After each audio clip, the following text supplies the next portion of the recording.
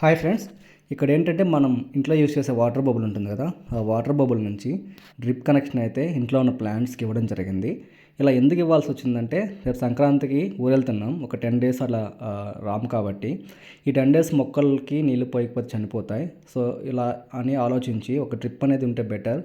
అదేవిధంగా దానికి సెటప్ చేసుకునే విధానం కూడా ఈ వీడియోలో చాలా క్లియర్గా ఉంటుంది.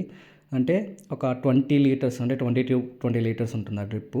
ఆ బబుల్ ఏదైతే ఉంటుందో అది 10 డేస్ సరిపడా వాటర్ని అయితే మొక్కలకి ఇచ్చే విధంగా నేను సెట్ చేశాను ఇక్కడ. మన ఇంట్లో 10 ప్లాంట్స్ ఉన్నాయి. 10 ప్లాంట్స్కి 2 లీటర్స్ లెక్కన ఒక 10 డేస్కి 20 లీటర్స్ లెక్కన సరిపోతుంది. సో ఎంత స్పీడ్ పెడితే ఆ వాటర్ అనేది యూస్ చేసుకోవచ్చో కూడా క్లియర్గా ఈ వీడియోలో ఉంది. ఇంకొక వీడియో చేస్తాను చాలా క్లియర్గా, ఎలా సెటప్ చేశాను, ఎలా ఈ ఎక్విప్మెంట్స్ ఏమేమి కావాలి ఇవన్నీ. ఇక్కడైతే నేను ఆల్మోస్ట్ ఏంటంటే ఒక 10 డేస్ సరిపడా వాటర్ తీసుకొని ఒక 10 ప్లాంట్స్కి సరిపడా ఈ సెటప్ అయితే చేయడం జరిగింది. మనం రెగ్యులర్గా యూస్ చేసే వాటర్ బౌల్ ఉంటుంది కదా ఇంట్లో, దానికి కొన్ని ఎక్విప్మెంట్స్ యాడ్ చేసి ఈ డ్రిప్ అనేది చేయడం జరిగింది.